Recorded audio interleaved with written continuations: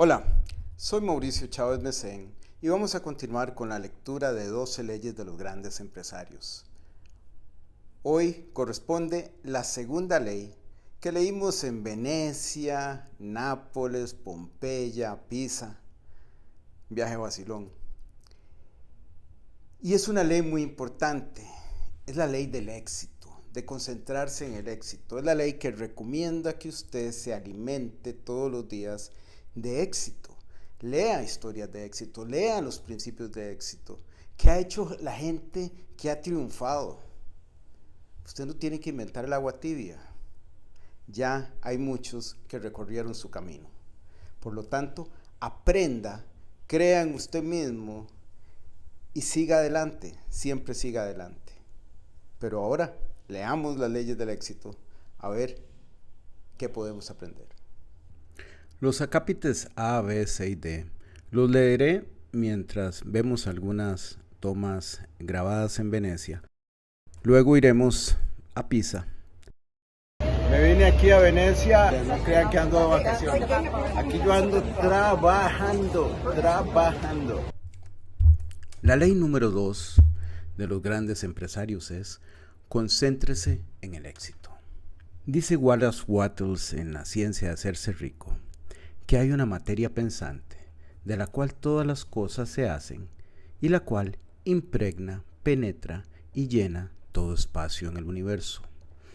Un pensamiento en esta sustancia produce la cosa imaginada por ese pensamiento. Una persona puede formar cosas en sus pensamientos y al imprimir ese pensamiento en la sustancia puede causar que la cosa en que pensó sea creada. Para hacerlo, la persona debe pasar de la mente competitiva a la mente creativa. Debe formarse una imagen mental clara de las cosas que quiere y hacer, con fe y propósito, todo lo que pueda hacer ese día, haciendo cada cosa por separado de manera eficiente. En el libro Piensa Éxito, el segundo de la trilogía del éxito, analizamos los principios universales sobre motivación, prosperidad y crecimiento personal expuestos en decenas de fuentes. En este capítulo comparto algunos de esos principios, pues es evidente que para ser un empresario extraordinario, el primer requisito es que usted aprenda a creer en usted mismo y esté concentrado de manera absoluta en triunfar. Ahora, el punto A es la definición de éxito. Todos decimos aspirar a algo llamado éxito, pero si preguntamos por allí, nos damos cuenta de que la mayoría no tiene ni la menor idea de qué significa esa palabra. En principio, según los parámetros de esta sociedad, parece ser algo medido solo en millones de dólares.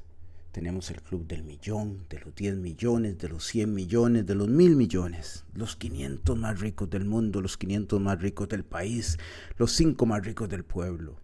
Y si lo queremos hacer aún más personal, tenemos al tío más rico, al primo más rico, al amigo millonario. Sin embargo, el éxito verdadero y su hermana gemela, la prosperidad, consiste no solo en el dinero, sino en alcanzar un balance entre muchas áreas. Entre estas, el amor, la capacidad de amar y ser amado por nuestra familia, nuestros amigos, nuestros cónyuges. La sabiduría o búsqueda de ese conocimiento más allá, reservado a unos pocos, que se preocupan por algo más que solo verse bien. La buena salud, el premio de aquellos que se olvidan de la enfermedad y se niegan a aceptarla o a pensar en ella. El gozo, ese sentimiento de plenitud interna que nace de estar satisfechos y felices. El tiempo, el escaso y precioso recurso que tenemos que cuidar y aprovechar al máximo para disfrutar de todo lo anterior. No hay que negar que el dinero resulta importante en cada una de estas áreas. Pero nuestra búsqueda del éxito tiene que ser ante todo una búsqueda de balance, en el cual desarrollemos por igual nuestra mente, nuestro cuerpo y nuestra alma, y no inclinemos la balanza solo hacia el dinero. El acápite B es la importancia de la edad. Ahora que hemos definido lo que buscamos, debemos determinar si tenemos la edad correcta para el éxito. El 40% de las personas no hacen nada con su vida porque sienten que están muy viejos para comenzar. Otro 40% no hace nada porque siente que aún son muy jóvenes. Otro 19% no hace nada porque no saben si están muy viejos o muy jóvenes. Por eso, luego de años de estudiar al 1% que sí logra triunfar, creo que he descubierto de forma definitiva la edad perfecta para el éxito. Veamos. Oscar Riley, un niño del Reino Unido con un coeficiente superior a 160, similar al de Albert Einstein, fue admitido a sus 12 años y 5 meses como el miembro más joven por Mensa, la Sociedad Mundial de Genios o personas con alto coeficiente intelectual. Kim Un-jong, con un coeficiente de 210, alcanzó el nivel universitario a los 4 años y se doctoró a los 15. Akril Jaswal realizó su primera operación en un paciente a la edad de 7 años. Y a los 12 años fue el estudiante más joven admitido a la carrera de medicina en una universidad de la India. Mozart compuso sus primeras piezas a los 5 años. Beethoven presentó su primera composición a los 11.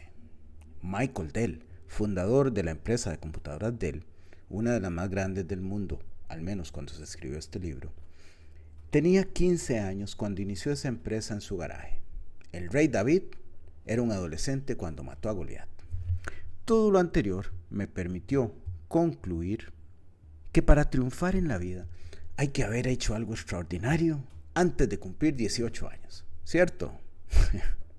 Sin embargo, Bill Gates y Steve Jobs tenían 19 cuando pusieron las bases de dos de las empresas más importantes del mundo. Mark Zuckerberg fundó Facebook a sus 20. Alejandro Magno se convirtió en el emperador de todo el mundo conocido después de interminables campañas de conquista cuando tenía 23 años. Chad Hurley, fundador de YouTube, vendió su empresa a Google por $1.650 millones a sus 29 años de edad.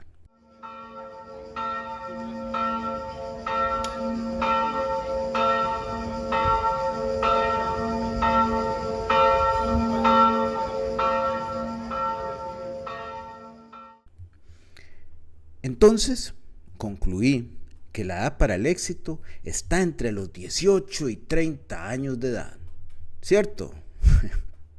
Sin embargo, Jesús inició su prédica a los 30. Julio Verne publicó su primera novela exitosa a los 35. Mahoma tuvo sus visiones y escribió el Corán a los 40. Cristóbal Colón descubrió América a los 46. Charles Darwin tenía 49 cuando publicó Su origen de las especies. Leonardo da Vinci tenía 51 cuando pintó su obra cumbre, la Mona Lisa. Michel de Nostradamus publicó sus centurias proféticas, que lo hicieron el más famoso adivino de la historia, a sus 52 años. Ray Kroc, fundador de la cadena de hamburguesas McDonald's, tenía 53 y era un vendedor de máquinas para batidos cuando tuvo la visión de iniciar su empresa.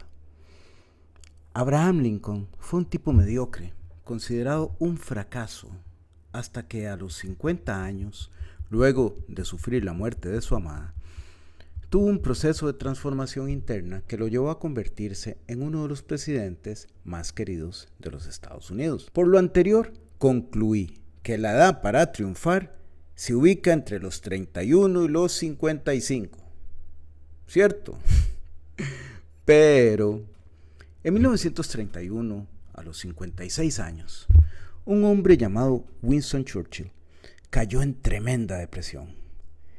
Aislado totalmente de la política inglesa, la gente lo consideraba acabado. Sin embargo, no se rindió.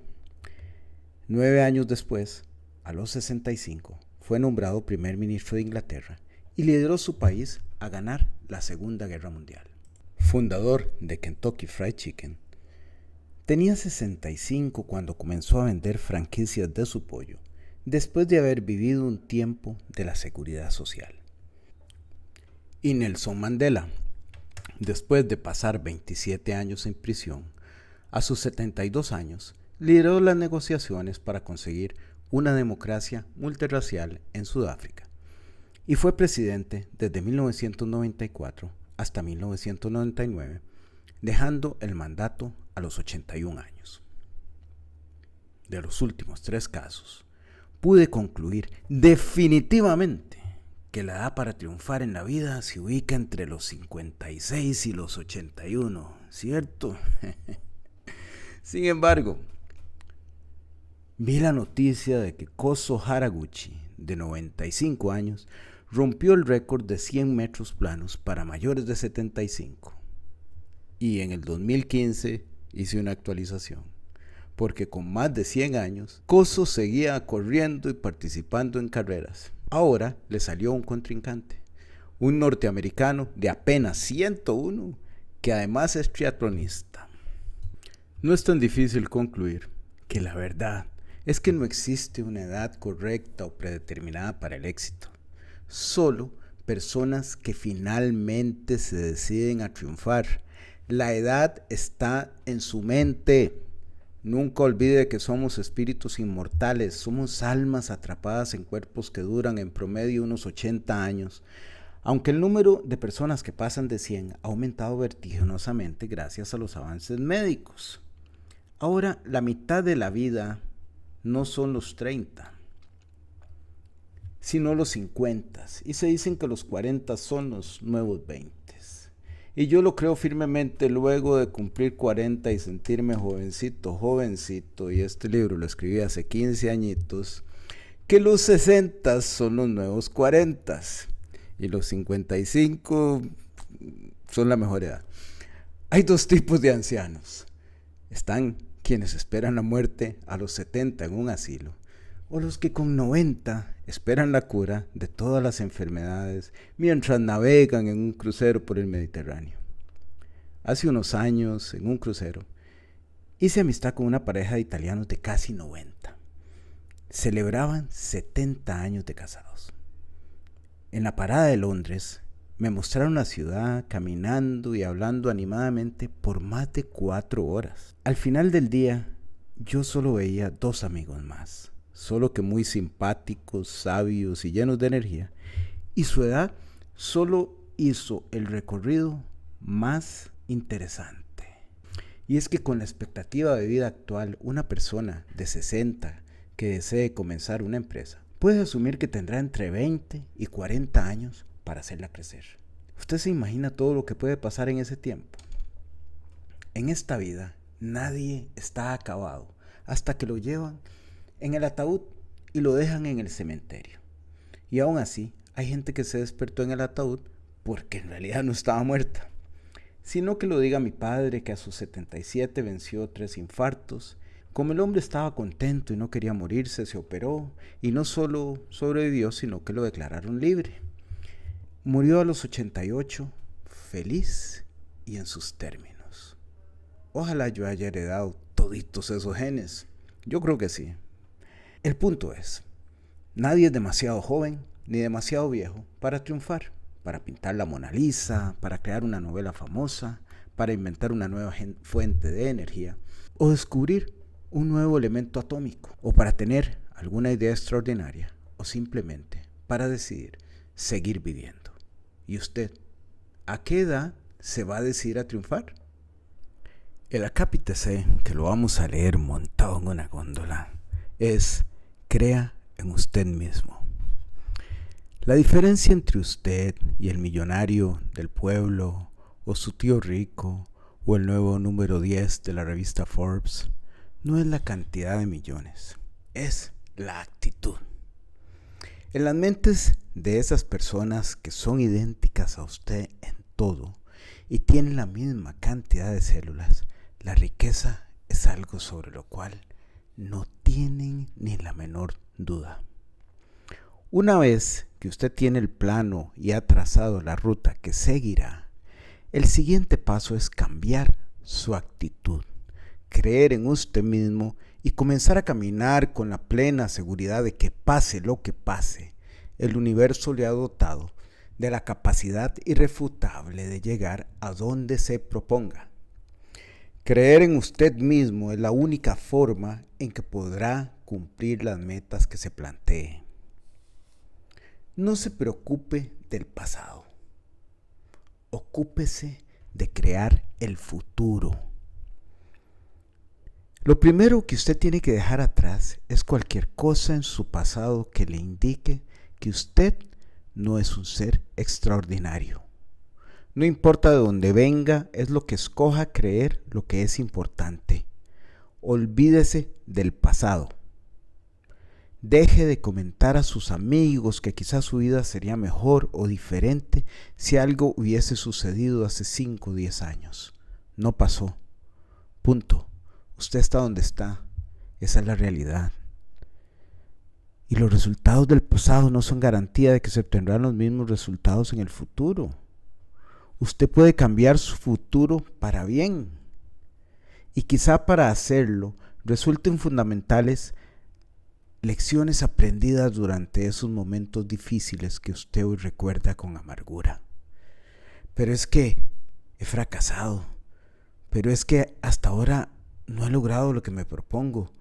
Pero es que mis papás no me querían y me decían cosas feas. Y si la gente dependiera de quiénes fueron sus papás para ser exitosos, ¿cómo se explica tantos huérfanos exitosos frente a tantos individuos con padres amorosos y amables que terminaron sus vidas drogados en las calles? Aunque su realidad de hoy sea resultado de sus conductas pasadas, también es cierto que cualquier cosa que haya hecho, le hayan hecho en el pasado y que sea determinante para el dónde está usted hoy, puede ser cambiada a partir de este momento. Por eso es tan importante no ocupar nuestro presente en pensar en el pasado, para que nuestro futuro pueda ser diferente del presente. Como decía Napoleón Bonaparte, al diablo con las circunstancias, yo hago las circunstancias. Las circunstancias no son lo importante, sino lo que usted hace con ellas. 2. El mundo va a pensar de usted lo que usted piense de sí mismo. Mi abuelita decía que si uno sale de la casa creyendo que es feo, todos van a creer que es feo. Lo contrario también es cierto. ¿O es que acaso no tiene uno de esos amigos poco agraciados que sin embargo tiene eso que llaman sex appeal? Hace un tiempo me topé con una amiga a que siempre había considerado feita. Sé que suena un poco cruel, pero es que es la verdad. Pero además quiero ilustrar un punto. Resulta que ese día se había peinado bien, se había cambiado los anteojos por lentes de contacto, andaba un vestidito de su talla y me sorprendió. Nunca había notado que la muchacha era atractiva. ¿Quién lo hubiese dicho? Y pensaba yo, a esta muchacha alguien la convenció hace años de que era fea y no ha podido superarlo. Probablemente todavía le da pena mirarse en el espejo. Eso nos pasa a muchos todavía. Y como decía mi abuelita, siguió saliendo de la casa sintiéndose fea, y es lo que los demás veíamos en ella. Pero un día que decidió sentirse bonita y arreglarse y cambiar, todos lo notamos. Entonces, ¿cuántos tontos hay por allí que en realidad son inteligentes pero no se lo creen? ¿Cuántos talentosos se creen torpes? ¿Cuántos lindos se creen feos? ¿Cuántos flacos se creen gordos? ¿Y usted? ¿Qué es lo que usted cree de sí mismo? ¿Está absolutamente seguro de que es todo lo malo que alguna vez alguien lo convenció que era? Sus papás, sus maestros, sus compañeros de escuela, aquel novio, aquella novia que lo abandonó. Quizá ya hace tanto tiempo que ya ni se acuerda quién fue. Y usted sigue allí, dándole vueltas a lo mismo. Este es uno de los grandes problemas del ser humano. Lo que los demás perciben está basado en lo que usted decida creer de sí mismo. Y cuando dejamos que alguien nos convenza de que somos poca cosa, caminamos gritándolo en silencio a todos cuantos encontramos. Nunca olvidaré a Mario, mi profesor de artes plásticas en el primer año de secundaria. Duré días pintando un famoso tiburón. Y yo seguro de que lo había hecho, pero bien. O sea, yo era el nuevo Da Vinci. Mario tomó el tiburón, lo revisó e hizo un comentario burlón en frente de toda la clase. Y me convenció para el resto de mi vida de que yo no tenía talento para el arte. Lo simpático es que mi esposa estudió arte, me vio dibujar algunas veces cuando me logro despojar de mis complejos y está convencida de que lo hago bien. ¿Qué hubiese pasado si ese profesor poco inteligente me hubiese dicho que lo hacía bien, que tal vez no era perfecto, pero que siguiera intentándolo? No digo que hubiera sido el próximo Picasso, pero ¿por qué no? Hasta me hubieran inventado un seudónimo bien cool ahí, no sé. Pero como nunca creí en mí mismo y me dejé convencer de mi falta total de talento, desarrollé fobia al arte y nunca más pinté nada. Y ni qué hablar del fútbol. Nunca jugué. De niño me convencieron de que era malísimo. Y empecé, recuerdo, cuando tenía 35 años. Y comencé a jugar todas las semanas. Y me encantaba. Y me hacía goles de vez en cuando. Y cómo me costó superar mis complejos y creer en mí mismo. Aun cuando era exitoso desde el punto de vista financiero. Por eso, la primera persona que debe creer en usted es usted mismo. Si no, usted va a convencer hasta a su mamá de que no es capaz de lograr las grandes cosas que usted está llamado a lograr. El punto 3 es: su entorno es fundamental. Rodéese de serpientes y terminará envenenado. Rodéese de águilas y aprenderá a volar entre las nubes. El hecho de que el ser humano siempre está cambiando y aprendiendo gracias a las influencias positivas o negativas de los demás es otra razón poderosa del por qué su entorno es fundamental para el éxito. Si bien es un conocimiento básico, parece increíble cuán necesario resulta escucharlo una y otra vez. Rodéese de gente exitosa, rodéese de triunfadores, rodéese de personas positivas, de gente que le diga cosas buenas, de gente que lo apoye. Aléjese de personas negativas, de gente que lo critica, de gente que le dice que es un loco, y de los que le dicen que lo que usted quiere hacer simplemente no se puede. No se puede. Nada se puede para un montón de gente, ¿verdad? Nunca se puede. Cada vez que han entrevistado a alguien que ha logrado algo increíble o grandioso, lo primero que dice es: qué bueno que no le hice caso a todos los que me dijeron que no se podía. Trate de imaginar por un momento todas las cosas grandiosas, las personas talentosas, las obras fabulosas, los inventos revolucionarios de los cuales nos hemos perdido porque algunos sí le hicieron caso a las personas negativas que los rodeaban. No se pudo. Qué tragedia tan terrible. No se preocupe por lo que le digan los demás acerca de sus sueños. No busque consejo en otros, excepto aquellos que le dirán que sí se puede. Existe una razón por la cual la energía creadora le dio ese sueño o ese talento a usted y no a la persona que tiene al frente y que ahora le está diciendo todas las razones por las cuales es imposible. Confíe en su voz interna. Cuando los demás nos dicen lo que piensan de nuestra realidad y de nuestros sueños, lo que están haciendo es proyectar lo que ellos piensan de sí mismos. y de su capacidad para alcanzar sus propios sueños. Eso no tiene nada que ver con usted. Usted no es ellos, olvídese de eso. El ser humano se niega a creer lo que no entiende. Pensamos que nuestras limitaciones son el patrón de las limitaciones de todos. Dejamos Venecia y navegamos hacia Pompeya. Steve Jobs, la junta directiva de Apple lo catalogó de irresponsable soñador. Lo traicionaron, lo echaron de Apple, pero el hombre no se quedó llorando. Analizó, aprendió, recargó fuerzas y se dedicó a crear las bases de Pixar.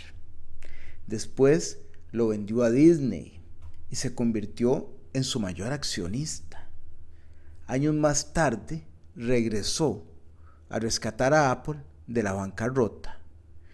Y entonces, el resto es historia. Revolucionaron el mundo. Imagínense si se hubiera quedado pensando que era un fracasado y que había quebrado y que... Nunca se deje menospreciar por nadie. ¿Conoce los nombres de los que estaban en la junta directiva que despidió a Jobs por soñador irresponsable? ¿Verdad que no? La historia no se acuerda de los tontos y de los negativos. Y si lo hace, es solo para burlarse de ellos. Las gentes grandiosas han construido su vida y su éxito con las piedras que los demás le han tirado. No se concentraron en el dolor, en las heridas, no se quedaron llorando, pensando en sus defectos, en sus errores, en lo que los demás pensaban de ellos. Se concentraron en sus propias virtudes y en sus propios talentos. Haga lo mismo. No se olvide que usted es un ser especial, creado para alguna gran misión. Dentro de usted están las semillas del éxito, de la sabiduría, de la prosperidad. Usted vale más de lo que usted piensa, más de lo que usted se está dando crédito. Usted debe enfocarse en sus éxitos. Y ahora estamos en Nápoles con el Monte Vesubio al fondo. Más tarde en Pompeya vamos a leer algún capítulo. El éxito no es solo privilegio de los más inteligentes, ni de los que tienen más dinero, ni de los más bonitos, ni de todos sus amigos excepto usted. El éxito es un privilegio de todos los que están dispuestos a desarrollar la mentalidad correcta, a aceptar que están llenos de potencial y a creer que son capaces de lograrlo. La peor prisión a la que usted puede condenarse es la prisión de su propia percepción. Nosotros construimos unas celdas y nos hacemos unos colochos mentales con ideas negativas que hemos repetido a nuestro subconsciente. Y cuando nos pasa algo negativo, nos convencemos de que teníamos razón y de que nuestra celda es lo único que tenemos y lo único que merecemos. Pero recuerde, tanto el castillo más hermoso como la prisión más horrorosa tienen piso, paredes de concreto y techo. Los materiales son los mismos. Es lo que el constructor hace con los materiales lo que hace la diferencia. Por eso, cambiemos las paredes de la celda. Esas paredes de obstáculos, de imágenes negativas, cambiémoslas por paredes de logro, de confianza, de fe. Recuerde que usted es el que está construyendo su vida, nadie más. Es usted el que está construyendo su vida. Construya un castillo. Pedid y recibiréis. Pedid y recibiréis. La gente rica atrae la riqueza porque creen que es lo normal, que se lo merecen y por eso lo piden y lo reciben. Antes de obtener lo que usted quiere, tiene que creer que puede obtenerlo. Solo así suceden estas cosas. Salga de la prisión de la poca cosa. Aprenda a creer que merece éxito y prosperidad. Abandone la mentalidad de pobre, de no me lo merezco, eso no es para mí. De no puedo hacerlo, no puedo comprarlo, no puedo. Sí puede. Antes de tener lo que quiere, usted debe creer que sí puede. Solo entonces podrá verlo sucediendo, pero mientras usted no crea, no va a pasar nada. paso para el éxito consiste en entender que el fracaso es el cúmulo de pequeños errores que se juntan como un vaso que se va llenando poco a poco, gota a gota, hasta que se derrama. Ni aparece por obra de magia, ni es que Dios nos está castigando, no. Como en todo en la vida, como el crecimiento, como lograr nuestras metas, el fracaso es un proceso. No se deprima. Aunque el fracaso huele feo, hay que tenerlo larguito, puede ser usado como instrumento para alcanzar el éxito. De hecho, los hombres más exitosos han cometido muchos errores. En lo que difieren de aquellos que se dejaron vencer y se quedaron pequeños, es que los primeros aprendieron, se levantaron y siguieron intentando alcanzar sus sueños. Napoleón Hill escribió Piense y hágase rico después de entrevistar a los 500 hombres más ricos de su época y concluyó que la mayoría habían encontrado su primer triunfo o su mayor triunfo después de grandes fracasos. Y concluyó que una gran ley de la vida es, en cada fracaso existe la semilla de un éxito aún mayor al que se tenía antes de fracasar. Lo que pasa es que la gente pierde el tiempo lamentándose en lugar de sentarse y en calma buscar la semillita entre los escombros de lo que fue. Aquí estamos desde la Casa del Fauno, también en Pompeya. Y seguíamos con el mismo tema anterior. Muchos autores usan el ejemplo de Thomas Edison y sus 10.000 intentos para crear la bombilla eléctrica. ¿Qué hubiera pasado si Edison hubiera dicho, lo he intentado 1000 veces y nada? Ese debe ser Dios que no quiere que lo haga. Es una señal, probablemente algún enemigo me hizo brujería. Nuestro mundo estaría quizá en tinieblas o estaríamos iluminados por las lámparas de Nikola Tesla, pero bueno, eso es otro tema. Ustedes sabían que el descubrimiento de América y la torre inclinada de Pisa fueron dos fracasos tremendos. Cristóbal Colón fracasó en llegar a Asia. Ese era el sueño. El resultado final fue más grandioso. Y Bonanno Pisano en el año 1173 cometió el error de construir una torre sin buenos cimientos. La obra fue abandonada a su suerte, fue un fiasco y el hombre se tuvo que ir de Pisa. Nunca pudo sospechar que su fracaso haría famosa esa ciudad en todo el mundo y que la Torre de Pisa sería el motor económico de su región. La vida es un videojuego. Avanzamos hasta que aprendemos los trucos de cada nivel. ¿Cómo aprendemos los trucos? La mayoría necesitamos vivir nuestra propia experiencia, porque así aprendimos a aprender. Si usted ha experimentado algún fracaso, dedique tiempo a analizar, escribir, meditar y estudiar los errores que cometió. Así podrá convertir sus fracasos en escalones hacia la oportunidad. Si aprende bien la lección, nunca más volverá a cometer el mismo error y podrá cambiar. Y sobre todo, no se dé por vencido. Siga tratando y entonces podrá dar el siguiente paso, que es prepararse en forma constante, que lo vamos a ver en otro lado.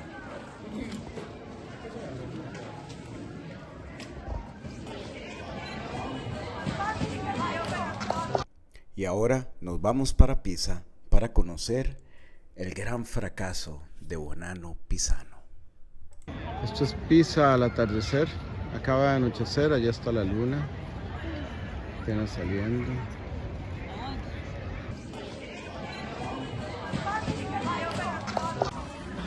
Con el marco de la torre inclinada de Pisa, vamos a seguir con la lectura de 12 leyes de los grandes empresarios y el punto E del segundo capítulo, que se llama Prepárese de forma constante.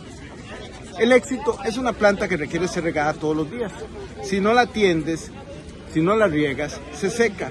Y en la tierra sin regar, de los tallos marchitos del éxito abandonado, nace casi imperceptiblemente la mala hierba del fracaso. Suena cliché, pero es una buena metáfora. Por lo tanto, otro paso para el éxito es prepárese. Lea y escuche cuanto audiolibro pueda conseguir sobre éxito y superación. Pida a sus amigos que le presten material, sáquelo de las bibliotecas, gaste unos dolarcitos, compre algunos libros, sobre todo los míos, no es mentira. Pero dedíquese a una búsqueda constante y serie de ideas y de frases motivadoras. A veces, una frase que leemos y escuchamos es la que nos hace clic y de pronto nos activa el organismo. Yo recuerdo un momento especial cuando escuché la frase del creador de Nike que mencioné en el prólogo. Aquello de que lo que la gente recordará es solo nuestro último triunfo y no todos los fracasos anteriores. Lo escuché en un momento en que me sentía tan derrotado. Pero más que eso, sentía vergüenza con el mundo porque no podía encontrar, y nadie podía encontrar, una justificación para que alguien con mi preparación y potencial estuviera en una situación como la que me encontraba. El que me dijeran, aunque fuera en un audiolibro, que un día la gente no iba a pensar en mis fracasos, sino solo en mis éxitos. Me hizo levantarme de la silla y ponerme a trabajar. Pero esta frase la escuché porque me había dedicado a buscar motivación, porque había buscado información, porque había leído varios libros y entonces, tarde o temprano, la frase tenía que llegar y llegó. Yo le pregunto, ¿qué necesita que le digan para que deje de pensar en problemas y comience a llamar el éxito? Para que comience a creer con todo su corazón que sí puede lograrlo. ¿Cuál es su frase? Viendo las noticias de las 6 y escuchando el reggaetón difícilmente le va a llegar. Bueno, hay una canción que dice muévelo, muévelo, pero debo confesar que aquello de buscar hacer lo que uno ama es un gran consejo. Yo realmente me divierto cuando escribo, pero eso es una nota al margen. ¿Qué autores no pueden faltar en su colección? Yo, sin duda, los maestros fueron Horizon Sweet Martin, con sus más de 50 libros, incluyendo Prosperidad, cómo atraerla, igual a Black Waters, con La ciencia de hacerse rico y sus otros libros. Luego Napoleón Hill con Piense y hágase rico. El 90% de los libros sobre éxito están basados en los principios de estos autores. Algunos no pasan de ser copias, otros actualizan los ejemplos y los disfrazan de originalidad. Pero si quiere ir a la fuente, busque esos libros. Como no me gustaban las traducciones existentes, los traduje. Los publiqué, es que son realmente buenos. Otro autor genial es Jim Rohn, papá y mentor de muchos otros autores famosos. Escuche cualquier cosa de él y se sentirá obligado a salir corriendo y a ponerse en acción. También me gustan Brian Tracy, Zig Ziglar, Tony Robbins, T. Harvey Hector y Bob Proctor. Pero si nunca ha leído nada, comience con Horizon, con Napoleón Hill y con Waters. Luego siga con Jim Rohn y los demás en ese orden. Créame, nunca se va a arrepentir y su vida va a cambiar para bien. Claro, siempre que lo que escuche o lo que lea no le entre por un oído y le salga por el otro. Como le dije, es importante regar esa planta del éxito y hacerlo constantemente. Dicen que el combustible de un buen libro de motivación dura activo la primera semana. Luego comienza a disiparse y después de un mes ni nos acordamos. Hace unos días me invitaron a una reunión de una cadena de venta de productos multinivel. Asistí por cortesía, reconozco que salí sorprendido y por poco salgo hasta vendido. Admiré muchísimo cómo se motivan constantemente. La reunión de 3 horas fue todo para escuchar acerca de los éxitos de los otros, de testimonios de superación, de sí se puede. Se dieron premios por metas alcanzadas, por escalones superados, por el mejor de la semana, del mes, del año. El que no salía motivado de allí necesita urgentemente un trasplante de emociones. Todos los sistemas de mercadeo multinivel se basan en esquemas de motivación constante, de un pensar permanente en el éxito, de poner a la gente a leer y escuchar todo lo que puedan para mantenerse sintonizados. Los que los diseñaron entienden que el ser humano funciona por motivación y lo hicieron bien. Usted es un ser humano, motívese, hágase porras, dése premios cada vez que alcance una meta. Solo cosas buenas tienen que salir de eso. Ahora, siguiendo con fuentes de sabiduría y libros de motivación, no puedo dejar por fuera la más especial. Durante mi año sabático y el domingático y el lunático, tuve la oportunidad de hacer lo que recomiendo aquí. Estudiar, leer muchísimo y escuchar cuantos de libros pude conseguir. Para mí fue un curso intensivo, una rara oportunidad que me dio la vida. Y si algo entendí, fue que en medio de mis negocios y mi andar de un lado para otro, si hubiese sacado el tiempo para estudiar, no la última herramienta de mercadeo o el último bestseller de planificación y presupuesto, sino principios básicos de sabiduría, muchos errores no los hubieran cometido. ¿Sabe cuál fue uno de los secretos de los hombres más poderosos del mundo, finalmente revelado después de miles de años? Y sigue leyendo, tal vez después le digo. Yo sigo leyendo. El secreto es la sabiduría de Salomón y de otros sabios. Los hombres más exitosos y algunos de los autores que mencioné confiesan en sus biografías que han leído los proverbios y los aplican.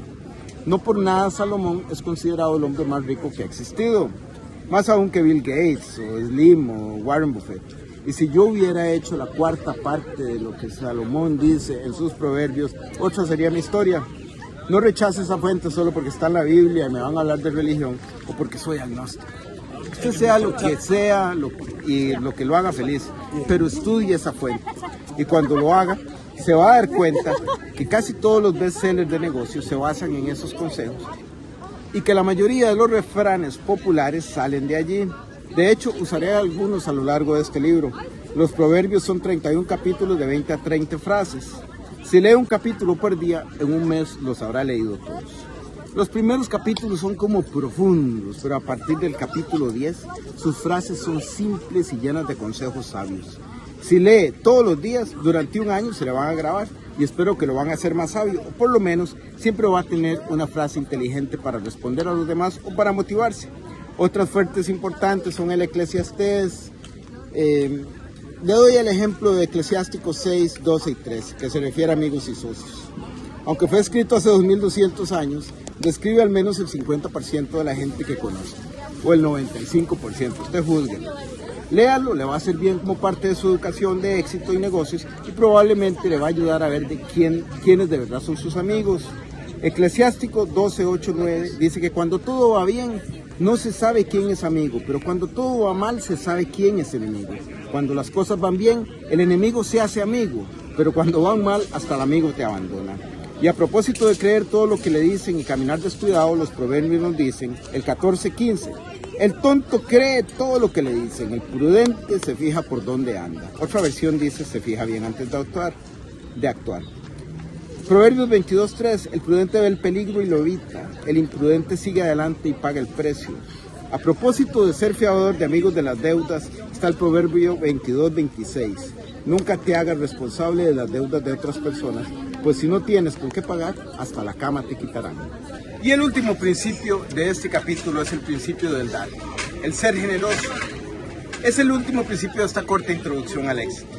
Es un tema escabroso y casi tenebroso, sobre todo doloroso, porque es más fácil convencer a la gente de que los murciélagos son solo hámster con alitas, que el hecho de que sacar dinero del bolsillo para algo que no nos gratifique o beneficie de forma inmediata y directa puede hacer algo bueno. Pero el principio de dar para poder recibir es universal y se encuentra en todas las filosofías y religiones a lo largo de la historia. Recientemente vi una entrevista de Bill Gates y Warren Buffett diciendo que iban a donar el 50% de sus fortunas a fundaciones, unos 50,000 millones. Y no solo eso, mientras termino este libro, ellos promovían reuniones y cenas en Estados Unidos entre grupos de billonarios para convencerlos de que lo mejor que pueden hacer con su dinero es donarlo. Lo simpático del caso es que estos dos quizás sean los únicos que tienen la capacidad de convencer a mucha gente de que deshacerse de su dinero no solo es lo correcto, sino profundamente cool. 50 billonarios ya acordaron donar la mitad de su fortuna. Ahora, no se necesita que usted sea billonario o millonario. Si usted comparte parte de sus ingresos de ayudar a otras personas, aunque su situación no sea la mejor, por alguna razón todo comienza a salir bien. Sin embargo, par de reglas. Primero, hágalo porque es lo correcto. Dé con amor o, como le digo, para sonar políticamente correcto, dé porque usted siente que es bueno hacerlo, porque le nace, porque ve personas en necesidad, niños que no tienen que comer, ancianos abandonados, porque usted siente que es su deber como ser humano ayudar, porque entiende que todo es parte de la misma energía que está en todo y en todos. No lo haga porque lo presionaron o lo manipularon, porque le quieren sacar dinero diciéndole que Dios le va a devolver el 100 veces lo que usted dio, ¿verdad? Ya saben de lo que les estoy hablando. Si da, porque es bueno y correcto, cumplirá con el precepto de buscar primero el reino de Dios y su justicia, y todo lo demás viene por añadidura.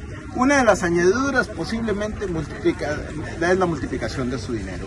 Pero si da solo porque espera su dinero multiplicado de vuelta, usted está buscando las añadiduras y no siguiendo su deber de ayudar a los demás.